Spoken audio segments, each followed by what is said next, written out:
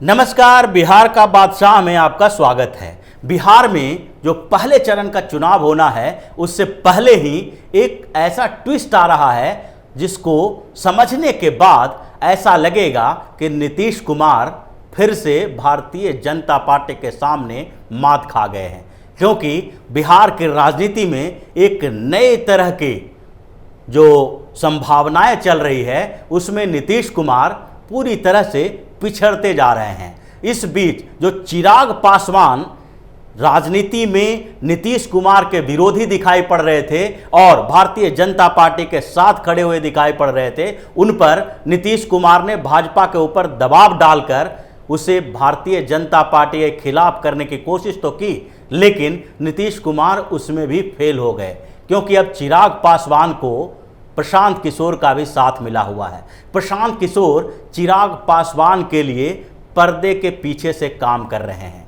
ये चिराग पासवान जो अभी रणनीति बना रहे हैं और नीतीश कुमार के पार्टी के खिलाफ जो अपने कैंडिडेट खड़ा किए हैं, उसमें चिराग पासवान के साथ प्रशांत किशोर भी खड़े हैं। और प्रशांत किशोर ने ऐसा क्यों किया, इसको समझने के लिए प्रशांत किशोर के पिछले कुछ चीज़ों को, कुछ राजनीतिक एजेंडे को ध्यान में रखना पड़ेगा और प्रशांत किशोर किस तरह से मदद कर सकते हैं चिराग पासवान का, वो भी जानने के लिए प्रशांत किशोर के पिछले कुछ महीनों से बिहार में गतिविधियों को समझना पड़ेगा। दरअसल पिछले कुछ समय से जब सीएए के विरोध आंदोलन हुआ था और हंगामा खड़ा हो गया था, उस समय नीतीश कुमार ने भारतीय जनता पार्टी का साथ दिया और केंद्र सरकार के फैसले में समर्थन किया। उसके बाद प्रशांत किशोर उनसे अलग हो गए। प्रशांत किशोर ने जिस तरह से कमेंट किया नीतीश कुमार और भाजपा की सरकार की बुराई की, केंद्र सरकार की बुराई की, उसके बाद नीतीश कुमार के लिए जरूरी था कि पीके को बाहर का रास्ता दिखा दिया जाए। लेकिन ये जो सामने दिख रहा था कि प्रशांत किशोर ने नागरिकता संशोधन कानून के विरोध के कारण नीतीश कुमार से अलग होने का फैसला लिया, ये सच्चाई नहीं थी, क्योंकि प्रशांत किशोर इसके लिए पहले से ही योजना बना रहे थे। प्रशांत किशोर को एक समय चाहिए था, एक विकल्प चाहिए था जो उनको दिखाई पड़ सके, उनको लग सके कि किसी भी तरह से लोगों को ये न लगे कि हम अपनी राजनीतिक महत्वाकांक्षा के लिए नीतीश कुमार का साथ छोड़ रहे हैं। और इसलिए प्रशांत किशोर ने पहले से ही बिहार के लिए पूरी योजना बना रखी थी और जैसे ही नीतीश कुमार ने उनको पार्टी से अलग किया, वैसे ही उन्होंने अपना एक प्रोजेक्ट शुरू किया, बात बिहार की। बात बिहार के प्रोजेक्ट में वो पंचायत स्तर के नेताओं से मुलाकात कर रहे थे और उनका एक पूरा बायोडाटा तैयार कर रहे थे। पिछले 5 महीनों में उन्होंने बिहार के कई जिलों में काम किया और इसमें वो 2 टीम बनाए हुए थे। 2 तरह की टीम उनके काम कर रही थी। एक टीम पटना में बैठी हुई है और दूसरी टीम ग्राउंड में जाके लोगों का बायोडाटा इकट्ठा कर रही थी। प्रशांत किशोर ने पंचायत स्तर पर युवाओं को जोड़ने का जो अभियान चलाया था, उसमें पंचायत में मुखिया, वार्ड सदस्य, सरपंच, पंच और उससे ऊपर पंचायत समिति के सदस्य, उससे ऊपर जिला परिषद के सदस्य और यहाँ तक कि जो पैक्स के अध्यक्ष और पैक्स के जो मेंबर होते हैं, उन तक से इन्होंने संपर्क करवाया। और जो अलग अलग क्षेत्रों में उनके टीम के लोग जो जा रहे थे, वो इन लोगों से मुलाकात कर रहे थे, इनका फीडबैक ले रहे थे और इनका बायोडाटा पटना भेज रहे थे, जहां पर इनको कहा गया था कि कुछ समय बाद प्रशांत किशोर खुद आप लोगों से मुलाकात करेंगे, आपसे बात करेंगे और उसके बाद आप लोगों को इस मुहिम में जोड़ा जाएगा, जो इसमें से ही कुछ लोग आगे विधानसभा चुनाव में खड़े होंगे, प्रशांत किशोर की पार्टी की तरफ से उम्मीदवार बनाए जाएंगे।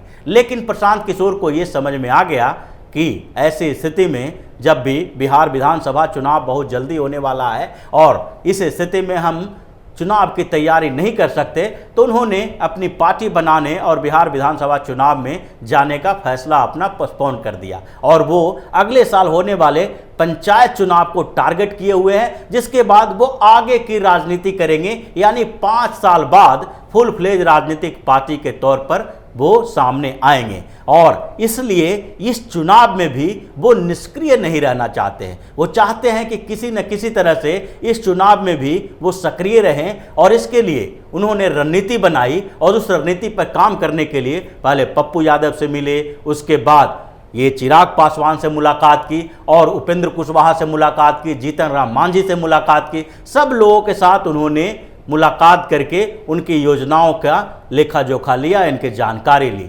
लेकिन उनको उस समय तक ये विश्वास नहीं था कि इनमें से कौन एनडीए में रहेंगे और कौन महागठबंधन में रहेंगे, कौन दूसरे मोर्चे पर जाएंगे। उसके बाद वो उन्होंने अपने आप को थोड़े दिन के लिए चुप कर लिया और उन रणनीति के बारे में सोचने लगे कि आखिरकार नीतीश कुमार को किस तरह से हराया जाए, नीतीश कुमार को किस तरह से कमज़ोर किया जाए। हराया जाने का मतलब वो ये समझते हैं कि बिहार में अभी एनडीए की सरकार तो बनेगी, एनडीए की जीत तो होगी, लेकिन भारतीय जनता पार्टी से ज़्यादा खतरा बिहार में उनको नीतीश कुमार से है, क्योंकि वो जानते हैं कि क्षेत्रीय पार्टी राजद और नीतीश कुमार की जो जदयू है, यही दोनों उनका सबसे बड़ा मुकाबला, सबसे मजबूत मुकाबला कर सकती है। और इसलिए वो एक नई सोच के साथ नए तरीके की राजनीति करना चाहते थे, और इसके लिए वो उन्हें एक पार्टनर की तलाश थी जो नीतीश कुमार को सबसे बड़ा झटका दे सके।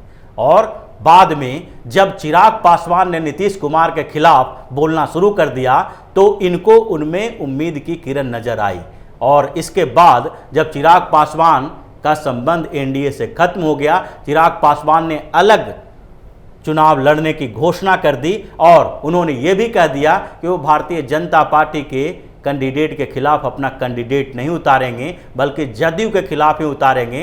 तो उसके बाद उन्हें लगने लगा कि अब चिराग पासवान की मदद करने का समय आ गया है। और इस बीच फिर से चिराग पासवान के साथ प्रशांत किशोर की मुलाकात हुई, दोनों के बीच बातचीत हुई और प्रशांत किशोर ने अपने उस पूरे नेटवर्क का इस्तेमाल चिराग पासवान के लिए करने की योजना पर सहमति दे दी। और इसलिए दोनों मिलकर इस योजना पे काम कर रहे हैं। चिराग पासवान भाजपा के भी कुछ उम्मीदवारों के खिलाफ अपना उम्मीदवार उतार रहे हैं, क्योंकि उस समय की स्थितियां अलग थी।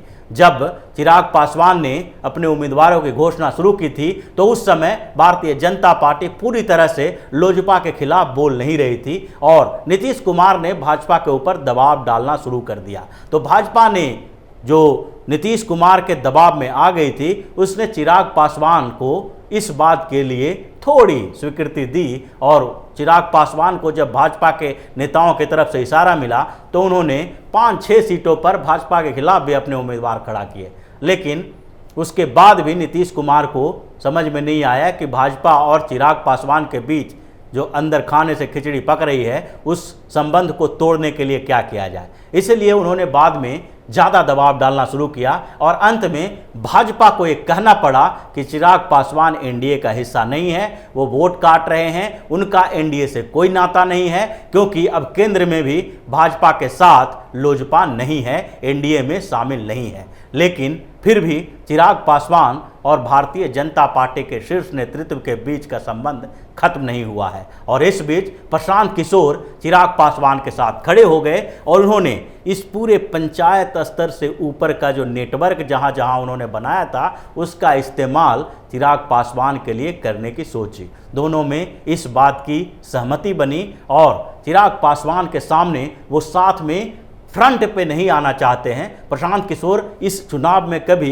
बिहार में फ्रंट पे नहीं आएंगे, क्योंकि उन्हें लगता है कि अगर एक बार बिहार चुनाव में फिर से हम किसी पार्टी के साथ खड़े हुए दिखे तो फिर आगे उन्हें अपनी पार्टी बनाने और अपने कार्यकर्ताओं का इस्तेमाल करने में मुश्किल हो जाएगी। और इसलिए वो पीछे से, पर्दे के पीछे से काम कर रहे हैं और चिराग पासवान को अपने नेटवर्क का इस्तेमाल करने के लिए दे रहे हैं।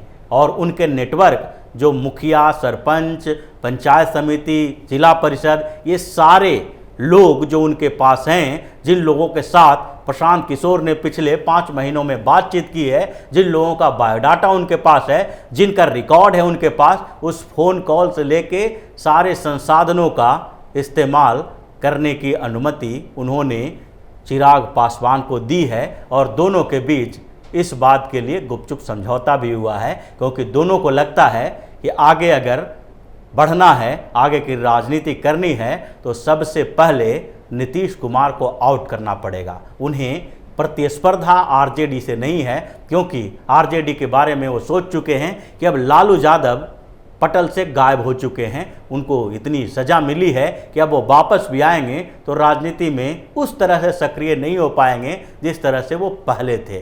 तो इसलिए अब तेजस्वी और तेज प्रताप के साथ उनका मुकाबला इतना कठिन नहीं हो सकता है। दोनों के पास राजनीतिक अनुभव की कमी है। तो ऐसे में एक तीसरा जो पक्ष है वो है नीतीश कुमार। क्षेत्रीय दलों में जो दोनों के बीच मुकाबला होगा तो नीतीश कुमार उनके सामने सबसे बड़े रोड़े होंगे। और इसलिए जब आगे गठबंधन करके चिराग पासवान और प्रशांत किशोर की पार्टी चुनाव लड़ सकती है अगले विधानसभा चुनाव में, तो उसके लिए दोनों ने पहले से ही इस बात का समझौता किया और दोनों एक दूसरे के साथ खड़े हो गए।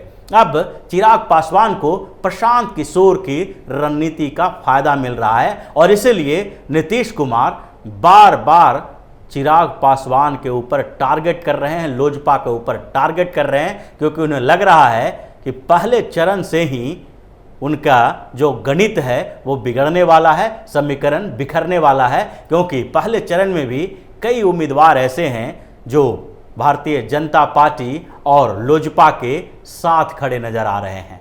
भारतीय जनता पार्टी जहां से चुनाव नहीं लड़ रही है और नीतीश कुमार की पार्टी यानी जदयू के कैंडिडेट हैं, वहां पर चिराग पासवान को लेकर एक कन्फ्यूजन का माहौल है और भारतीय जनता पार्टी के कैडर वोट और कुछ जो दूसरे समर्थक हैं वो भी चिराग पासवान को वोट देने के लिए तैयार बैठे हैं। तो ऐसी स्थिति में नीतीश कुमार की परेशानी इस बार तो बढ़ेगी, लेकिन ये भी तय है कि एनडीए को बड़ी बढ़त मिलेगी, क्योंकि महागठबंधन में दम नहीं है। महागठबंधन की स्थिति थोड़ी सी कमज़ोर है पहले की अपेक्षा भी, और ऐसी स्थिति में एनडीए को बहुमत मिलना लगभग तय है। और जो स्थितियां बन रही है उसमें भारतीय जनता पार्टी को लगभग 90 सीटें मिलती दिखाई पड़ रही है, जबकि जदयू 60 से 70 के बीच सिमट जाएगी और यही बाद में भारतीय जनता पार्टी की सरकार बनाने के लिए एक अनुकूल माहौल पैदा करेगा।